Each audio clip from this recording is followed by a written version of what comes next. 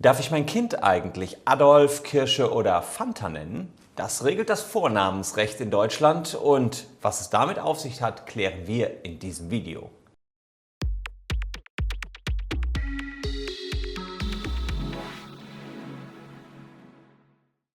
Hallo, ich bin Christian Solmecke, Rechtsanwalt und Partner der Kölner Medienrechtskanzlei Wildeborger und Solmecke. Und in Deutschland gibt es die Pflicht, einen Vornamen und einen Nachnamen zu führen. Na klar, denn es geht darum, dass man jeden Menschen ordentlich identifizieren können muss. Schon 4 Wochen nach der Geburt muss man den Vornamen dem Standesamt mitteilen. Und es gibt dabei einige Regeln zu beachten, die ich für euch mal herausgesucht habe. Die Regeln solltet ihr möglichst direkt am Anfang beachten, denn es ist nur ganz schwer, nachher von einem einmal gewählten Vornamen wieder loszukommen. Das wäre etwa bei einer Geschlechtsumwandlung der Fall, aber ansonsten gibt es nur ganz wenige Ausnahmen, wann man seinen Vornamen wieder loswerden kann.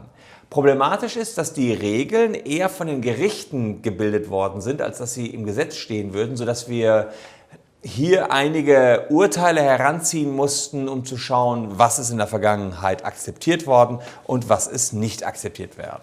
Zunächst mal Grundregel, der Vorname muss als solcher erkennbar sein. Manche Leute haben versucht, den Vornamen Pfefferminzer, Störenfried, Borussia, Blitz oder Kirsche anzumelden und das hat nicht geklappt. Da hieß es seitens der Gerichte, da weiß schon kein Mensch, dass das Ganze ein Vorname ist. Gleiches gilt für den versuchten Anmeldevorgang zum Vornamen Frieden mit Gott allein durch Jesus Christus. Auch kein Vorname, der hier akzeptiert worden wäre. Andererseits, ihr werdet euch wundern, Vornamen, die akzeptiert worden sind, waren Chanel, Fanta, Armani Karl-Heinz, Don Armani Karl-Heinz, so viel Zeit muss sein, Cinderella Melody, Prestige. Ebenso verrückt, dass die Vornamen November oder Oleander eingetragen worden sind. Da hätte ich jetzt persönlich gesagt, naja, die Funktion als Vorname ist da nicht eindeutig erkennbar. Die Gerichte und Standesämter waren da offenbar anderer Meinung.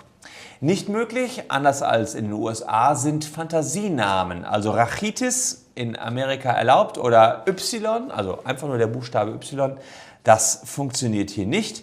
Wichtig ist auch, dass man durch den Vornamen den späteren Träger nicht ins Lächerliche zieht. Zum Beispiel sind Vornamen wie Popo, Whisky oder Waldmeister abgelehnt worden. Zu Recht, wie ich finde. Ortsnamen sind übrigens auch nicht erlaubt. Woodstock ging nicht, Agfa oder Lord ging nicht. Pepsi oder Fanta allerdings schon. Aktuell ist genehmigt worden der Vorname Angela Merkel AD. Auch interessant, was dann doch wieder klappt. Spannend auch, wie viele Vornamen darf man denn eigentlich haben? Es hat jemand versucht, den Vornamen Chenikwaho Tecumseh Migisakau Kioma Ernesto Inzi Prihibibi Pata Shayara Majim Henrico Alessandro einzutragen. Hat nicht geklappt. Das Verfassungsgericht hat dann festgestellt, okay, 5 Vornamen für jede Person, die sind okay. Bleibt also die Frage, darf ich mein Kind jetzt Adolf nennen, ja oder nein?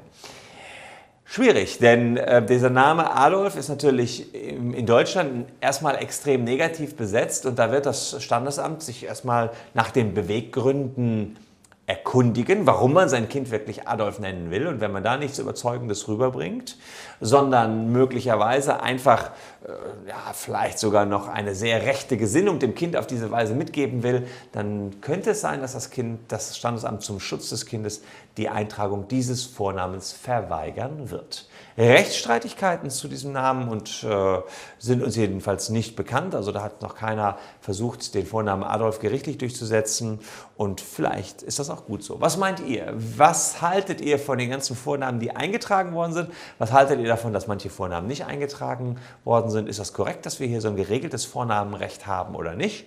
Oder sollte es eher so sein wie in den USA, alles Schnuppe, jeder kann seinem Kind einen Vornamen geben, wie er möchte? Schreibt es in die Kommentare, ich bin gespannt auf eure Hinweise.